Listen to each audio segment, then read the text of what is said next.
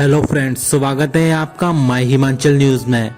हिमाचल प्रदेश तथा अन्य प्रमुख खबरों के लिए माय हिमाचल न्यूज चैनल को सब्सक्राइब कर लें। उसके साथ लगे बेल आइकन को भी प्रेस कर दें ताकि हिमाचल की आने वाली हर खबर सीधी आप तक पहुंचती रहे। और फ्रेंड्स, वीडियो को भी लाइक कर दें। तो चलिए सबसे पहले कोरोना वायरस पे बात कर लेते हैं, उसके बाद अगली मुख्य खबरों पे बात करेंगे। तो बने रहे वीडियो के अंत तक। और फ्रेंड्स, वीडियो को लाइक करना तो ना भूलें। तो चलिए सबसे पहले कोरोना वायरस पे बात कर लेते हैं। तो आज 148 नए केस हैं, 225 हुए हैं ठीक। ऊना में एक ने तोड़ा है दम। हिमाचल में आज कोरोना के 148 मामले सामने आए हैं। वही 225 कोरोना पॉजिटिव ठीक हुए हैं। ऊना में एक कोरोना पॉजिटिव की जान गई है। ऊना जिला में 76 साल के बुजुर्ग ने दम तोड़ा है। हिमाचल में कुल आंकड़ा 56,163 पहुंच गया है। अभी 1203 एक्टिव केस चल रहे हैं। अब तक 53,972 कोरोना पॉजिटिव ठीक हो चुके हैं। कोरोना डेथ का आंकड़ा 941 हिमाचल प्रदेश में पहुंच चुका है। कांगड़ा में 42, सोलन में 28, सिरमौर में 26, मंडी में 19, ऊना में 10, चंबा में 7, बिलासपुर 6, हमीरपुर व शिमला में 4 व कुल्लू में 2 मामले सामने आए हैं। तो वहीं मंडी के 57, हमीरपुर के 37, कांगड़ा के 34, शिमला के 27, सोलन के 23, चंबा के 15, बिलासपुर के 10, ऊना के 9, कुल्लू के 7, सिरमौर के 5 व लाहौल स्पीति का 1 कोरोना पॉजिटिव ठीक हुआ है आज की डेट में। तो 10 महीने बाद शुरू होंगी HRTC की लग्जरी बस सेवा। हिमाचल प्रदेश में 10 महीने के लंबे अंतराल के बाद गुरुवार से HRTC की लग्जरी बस सेवा शुरू हो जाएगी। मानक संचालन प्रक्रिया यानी कि SOP के तहत पहले दिन ट्रायल के तौर पर चंडीगढ़ और दिल्ली रूट पर 7 बसों का संचालन किया जाएगा। परिवहन मंत्री बिक्रम सिंह ने लग्जरी बसों का संचालन शुरू करने की पुष्टि की है। सुबह के समय शिमला से 9 बजे दिल्ली के लिए लग्जरी बस रवाना होगी। धर्मशाला से चंडीगढ़ और मनाली से चंडीगढ़ के लिए सुबह के समय लग्जरी चलाई जाएंगी। रात्रि सेवा के तहत शिमला से दिल्ली, बीड़ वैजनाथ दिल्ली, धर्मशाला दिल्ली और मनाली दिल्ली रूट पर गुरुवार को वोल्वो बस से रवाना की जाएंगी। प्रदेश सरकार की ओर से 100% ऑक्यूपेंसी पर बसें चलाने के निर्णय के बाद लग्जरी बसों का संचालन भी 100% ऑक्यूपेंसी पर ही होगा। बसों को रूट पर भेजने से पहले सैनिटाइज किया जाएगा। सभी यात्रियों के लिए मास्क पहनना अनिवार्य होगा। अस्वस्थ यात्रियों को यात्रा की अनुमति नहीं होगी। चालक और परिचालकों को कोरोना से बचाव के लिए सभी आवश्यक एहतियात का पालन करना होगा। हिमाचल में जनवरी अंत या फरवरी से पहले सप्ताह में खुल सकते हैं स्कूल। तो ये बड़ी खबर है। देश के कई राज्यों में स्कूल खुलने के बाद अब हिमाचल सरकार ने भी इस बाबत विचार करना शुरू कर दिया है। प्रदेश के विद्यार्थियों के साथ हुए संवाद के बाद मुख्यमंत्री जयराम ठाकुर ने विभागीय अधिकारियों को स्कूल खोलने की संभावनाओं पर विचार करने के निर्देश दिए हैं। बोर्ड की कक्षाएं सबसे पहले शुरू होंगी। इसके लिए जल्द प्रस्ताव तैयार करने को कहा गया है। बुधवार को वीडियो कॉन्फ्रेंस से मुख्यमंत्री के संवाद में अधिकांश विद्यार्थियों ने स्कूलों को जल्द खोलने की वकालत की। वार्षिक परीक्षाओं को स्कूलों में ही आयोजित करने की मांग की गई है। सभी प्रदेश के स्कूलों में 12 फरवरी तक छुट्टियां घोषित की गई हैं।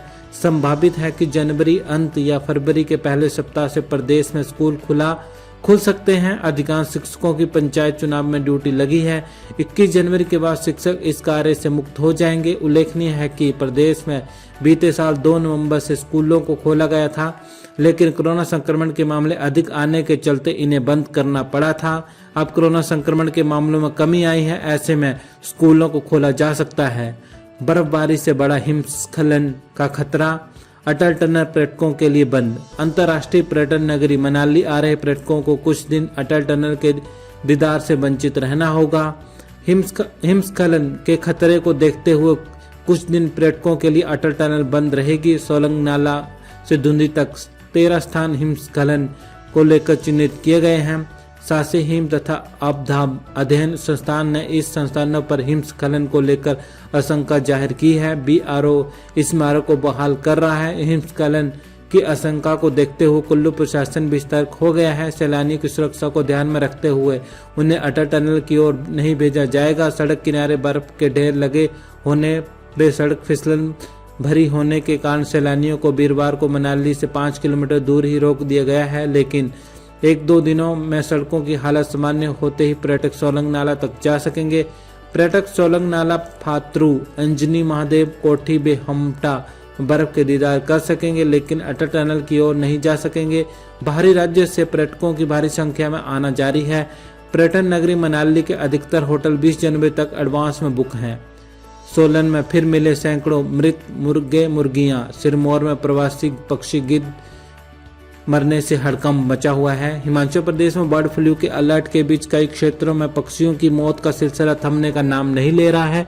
गुरुवार को सोलन में कालका शिमला हाईवे पर चक्की मोड़ के समीप उसी जगह पर किसी अज्ञात ने फिर सैकड़ों मरे हुए मुर्गियां फेंक दिए हैं, जहां बुधवार को भी 300 से ज्यादा मरे हुए मुर्गे मिले थे। पुलिस ने अज्ञात व्यक्ति के खिलाफ मामला दर्ज कर लिया है।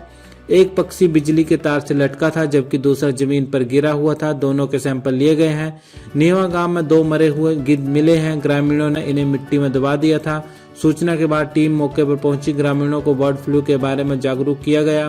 मंडी जिला के रिवालसर क्षेत्र में एक नैना मृत मिली है।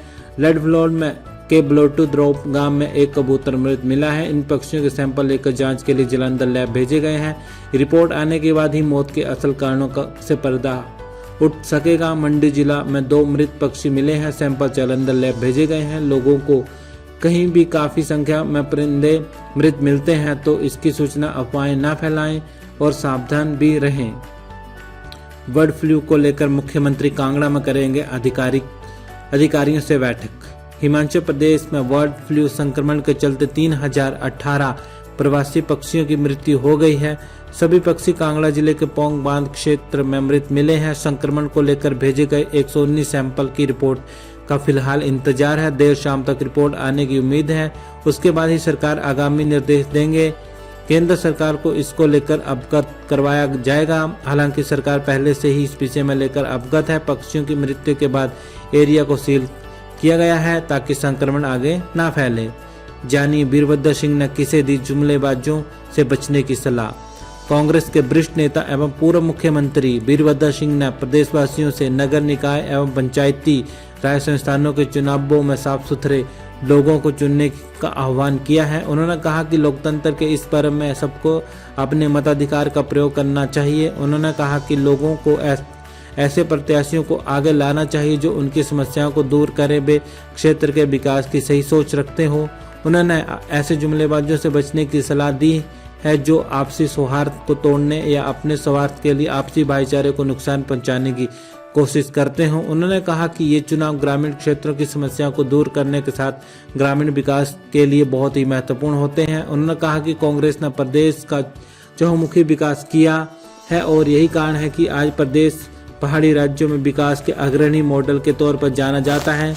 उन्होंने उम्मीद जाहिर की है कि लोग अपने अपने क्षेत्रों में ऐसे प्रतिनिधियों को चुनेंगे जो उनकी किसी भी समस्या या सुख दुख में उनके साथ हमेशा खड़े हों। तो फ्रेंड्स, वीडियो को लाइक कर दीजिएगा, चैनल को सब्सक्राइब कर दीजिएगा, उसके साथ लगे बेल आइकन को भी प्रेस कर दीजिएगा ताकि हिमाचल की हर ताज़ी खबरें आपको सबसे पहले मिलती रहें। तो इसी के साथ जय हिंद, जय हिमाचल।